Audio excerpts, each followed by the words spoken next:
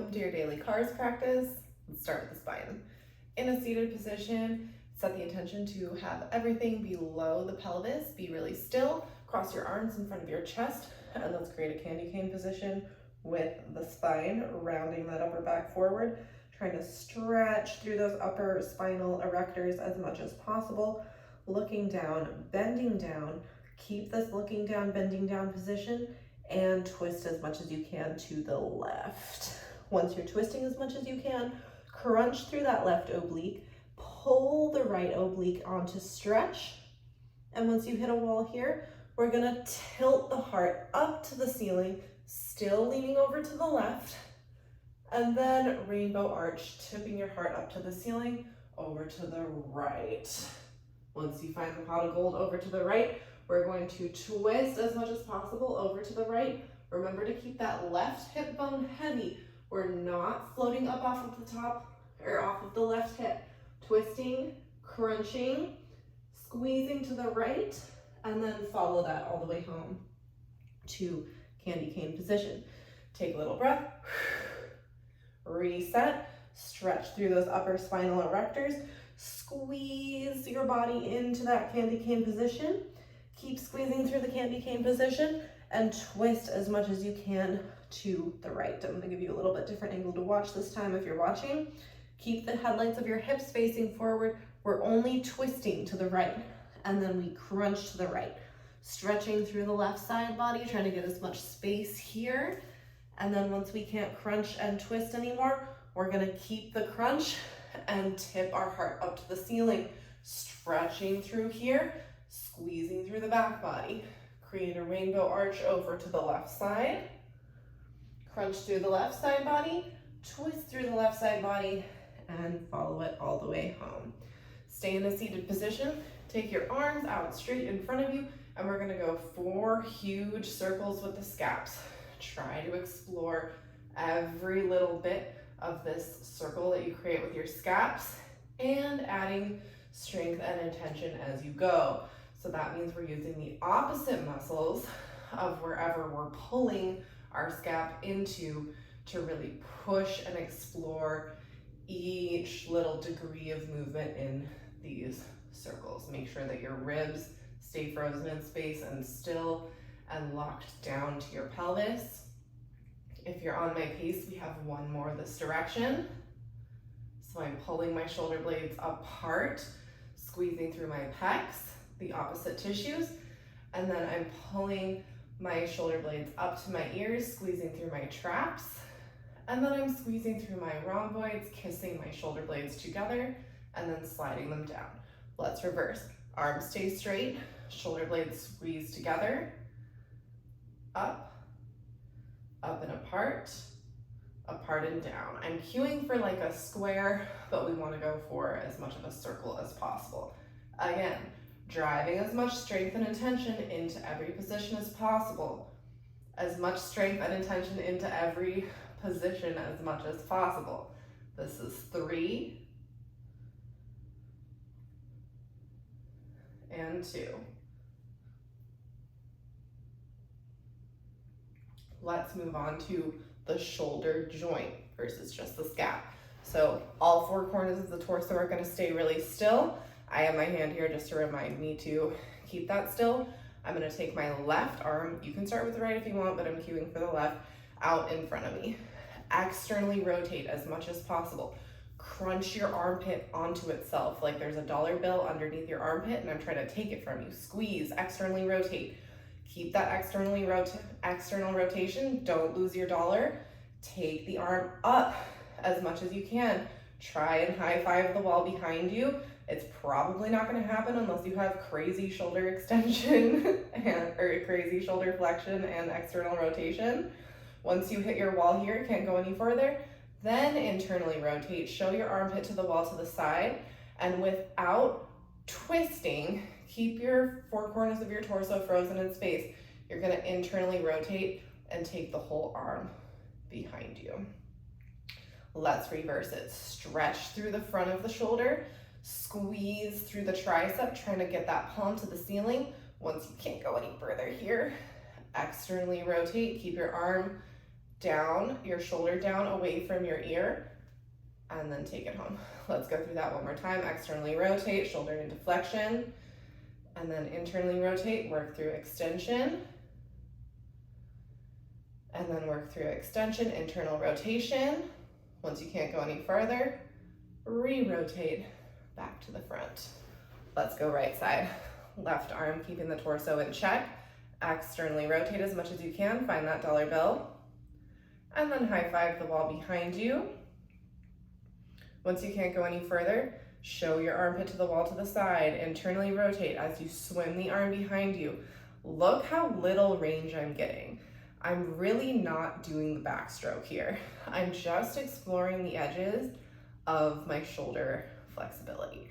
Working through extension and internal rotation, and then re-rotating back through external rotation. One more time. External rotation, rotating away from center line, and then take it up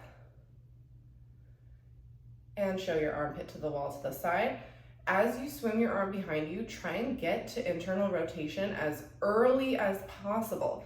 So I'm trying to face my palm to the ceiling as early in the swim as I can without taking my shoulder to my ear. That's lat flexibility, not shoulder flexibility.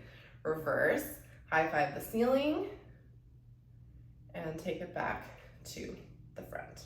Cool. Let's do some hips. I'm gonna be kneeling in the interest of staying in frame, but you can definitely be standing if you would like. From here, I'm gonna use the wall for balance. Shift your weight onto your right knee or hip. Set your headlights of your pelvis facing forward and march your right leg up to in front. From here, externally rotate. Try and get your big toe as close to the ceiling as possible. Once that happens, let's explore how much of that external rotation we can keep as we swoop it out to the side. Once we hit the wall here, again, we're not twisting, just move the leg to the side. We go into internal rotation. Don't dip the knee down. Knee stays frozen in space. Try and just lift the foot and then kick the whole thing behind you. Complete the circle. Kick behind you again. Keep the ribs connected to the pelvis. Then internally rotate. So foot out to the side, knee in. From here, we go out, straddle position. Once you hit the wall there, come back through external rotation. Set it down, get a quick breath. We'll go one more time. Lift it up, externally rotate. Show you from the front this time. Take it out to the side, internally rotate. Once you hit your wall there, take it back through hip extension. Watch my ribs, they stay so still as I kick my leg behind me. Internally rotate, back through external rotation, and to the front. Let's go other side. I'll show you from the front first. This time, how about that? Right leg is moving, left leg's on the ground. March that up, squeeze through the hip flexor. Now rotate, spiral the femur away from center line. Keep that feeling of spiraling it away from center line. Take it out to the side. Keep your headlights forward. Once you hit the wall here, we go internal rotation and finish the circle leg behind you. Let's reverse. Kick the leg behind you, internally rotate, back through external rotation, and to the front. Let's go again, up, out. We're in external rotation still. Now internal, and finish the circle. Kick, squeeze the glute behind you, internally rotate, leg out to straddle position, through external rotation, and to the front. All right, let's do knees. Sit on down. We're looking to move the shin, the tibia in this exercise. So we're sat down, we're gonna hook the thigh into our body like this. I know this feels and looks a lot like a hamstring nerve glide, but it's not that. So we're going to do this sort of motion, but the intention is to bring your shin bone through a big circle of all the different ranges of motion that it does, while keeping the femur still. So we're here. We externally rotate with the tibia away from center line. We take that thing up, in, and down. Let's go one more time that direction. It goes out, rotating, rotating, rotating, rotating. Keep that rotation, take it up, in, and down. One more time, but reverse. Let's take it internally rotated, up, out, and down. One more time this way, internally rotate, spiral. Keep the spiral, take it up, spiral the opposite way, and take it down. Let's go other side. Hook that opposite femur. You know what to do this time. It can be helpful to spot, like, if you have like a piece of fuzz on your legging or like a freckle on your leg or something that you can watch that ensures that your tibia is actually moving. I encourage you to do that as we move through this. So let's go external rotation. Take it up, in, and down. One more time, let's take it out, up, in, and down. Reverse, it's in, we take it up, out, and down, and it's in, up, out, and down. Let's get into tabletop, and we're gonna go back upwards on our body into neck. So we keep the four corners of our torso facing down towards the floor. I'm gonna create a little bit of tension by pushing the floor away, just so I don't sink into this, because that tends to happen in our neck cars. So let's get into it. Look down at the floor, create a nice long neck, stretch the vertebrae just above your collarbone, pull your crown of your head towards the wall, create a lot of space between those vertebrae, and then let's walk the eyes down the floor, up the wall to the ceiling. From here, we're going to try and connect the base of our skull to our upper back as we roll our head to the right. So try and explore that right side of your upper back with the base of your skull. Once you hit a wall here, you can't laterally flex the head anymore. We're going to twist. Look as much as you can to your right. Now connect your chin to your right side collarbone and follow it all the way to the left. Now we're twisting to the left, looking to the left, trying to get that left cheekbone as high to the ceiling as possible. And now try and connect that base of the skull to the left side of the upper back and take it all the way back to where we started. Let's reverse.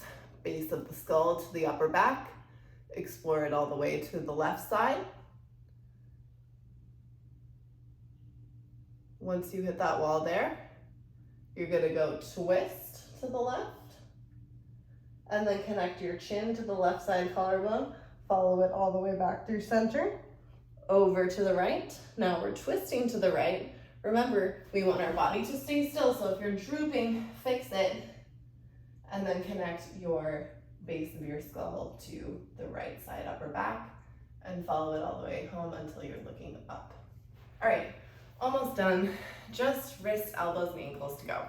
So let's do wrists. I'm going to connect my forearm to my leg like this. You can definitely put a block underneath you and be sat up straight if you want, but we're doing this like no equipment style. So I'm gonna anchor this down and make sure that my ulna and my radius do not move, because I only wanna move through my wrist. So flex as much as you can through your wrist, set the intention to keep this really still. And then from here, we're gonna move that wrist away from center line. And now keep that wrist away from center line, move your palm towards you. So think slap, not grab, pulling your palm towards your forearm. Keep your palm pulling towards your forearm and take it in, keep it in, and express your palm forward. Let's go other direction, take it in, squeeze this stuff on this side of the wrist, and then pull the palm towards your forearm. Keep your palm magnetized to your forearm as you rotate the whole thing away from center line, squeezing those outside tissues on the same side of your thumb. Get as much ROM as you can, and then finish the circle. Let's go one more time. Away from center line, palm towards your forearm, in and down. Reverse, it goes in, towards you, rainbow arch over, squeeze tissues on the thumb side of the wrist, and down, finish the circle. Whew. Let's go other side. Plant your forearm on your opposite side leg, whichever side you did not do. And express your palm forward. Show me your entire hand, and then squeeze thumb side of the wrist to take it out. And then let's take it up, trying to get as big of a crease on the inside of your wrist as possible. Keep that big crease in your wrist. Wave at yourself as you take it in towards center line, but remember, your forearm's not moving, just your wrist. And then show me your palm again and finish the circle. Reverse. Take it in, keep your palm facing towards me, and then slap yourself. Don't grab yourself. Pull your palm towards your forearm as much as possible. Keep that deep crease in the wrist as you rainbow arch your hand over to outside center line. And then palm expresses forward and finish in center. Let's go this way again, towards the thumb. Squeeze the tissues on the outside of the wrist. And then pull your palm towards your forearm as much as you can. Keep your palm magnetizing towards your forearm as you rotate it in. And finish this circle. One more time, big crease on the top side of the wrist. Keep as much crease on the wrist as possible as you squeeze the pinky side of your wrist towards center line. Get as much range of motion here. Once you hit your little wall and you can't go any farther, we keep our wrist magnetizing towards center line and pull the palm towards our forearm, like a magnet to our forearm. We're pulling it in. Once you hit the wall there, you draw a rainbow with your palm out towards center line. Once you hit the wall away from center line, finish the circle, show me your whole palm, and finish. All right, let's get into ankles. So we're gonna sit just like we were for our tibia cars, but this time we're gonna anchor down our tibia because we only wanna work through the ankles. So we're sitting like this, femur hooked, tibia anchored. I like to go like this with my arms, like kind of cross them so that I just don't have to do as much work with my leg to stabilize. Like a lot of the stability is coming from my legs. So I can pump more work into my ankles. Okay, from here, squeeze the top side of your foot and try and get your toes as close to your shin as possible. Keep your toes as close to your shin as possible and wave the foot away from center line. Explore the big circle of your ankle range of motion, eking strength and intention into every little bit of that circle as we come around. Don't get too tripped up. We're gonna go one more time that direction, keep going. Don't get too tripped up with when your toes are pointing and flexing. Just focus on the ankle mobility. Once you finish that circle, squeeze again, flex your foot, wave it to the inside. We're gonna reverse now. Take it down, away, and up. One more time that way, in, down, out, and up. We're probably a little bit familiar with ankle circles in general, so make these different because everyone's like, what's the difference between ankle circles and ankle cars? The difference is your intention. So the more intention and strength and what's the word I'm looking for? I already said intention. The more we can try to explore that range of motion and just get that 1/2 degree more of range of motion makes this different than just taking the ankle through the circles of the range of motion that we already have. So let's do that on this side. Hook the femur, anchor down that tibia, flex the foot, contract all of these tissues. Keep contracting those as you wave the leg away from center line. And then take it down. Down and in. And up, finish the circle. One more time this way. Keep squeezing through the top of the foot. And then squeeze through that kind of Achilles tendon area to point the foot and dip your toe down towards the carpet. Again, it doesn't matter if you're actually pointing the foot, it's just what your foot would do if you were pointing your toes. Oh my gosh, so heady. Okay, we're gonna go opposite direction. Squeeze tissues here and wave the foot in. Take it down, out, up. It goes in, down, out, up. All right, last thing we're gonna do is elbows. Anchor your bicep down, or anchor your bicep to your body with your opposite side arm. And then from here, we're gonna rotate our elbow away from center line and take it down. We're gonna do the same thing that we did with our knees and create a big oval as we bring our palm towards our bicep. And then we rotate inwards and take it down. One more time this direction, we rotate out, up, in, and down. And then let's reverse. Keep rotating your ulna and your radius in towards center line and take it up, out, down. Let's go in, up, out, down. So you should find the intention of twisting through the elbow joint, not through the wrist. Let's do it on this side. Take the palm down towards your knee, rotate away from center line, big bicep curl up, rotate in, and take it down. One more time this way, out, up, in, and down. Let's go in, up, down, rotate in, up, out, and down. All right, thanks for joining me. I'll see you next time.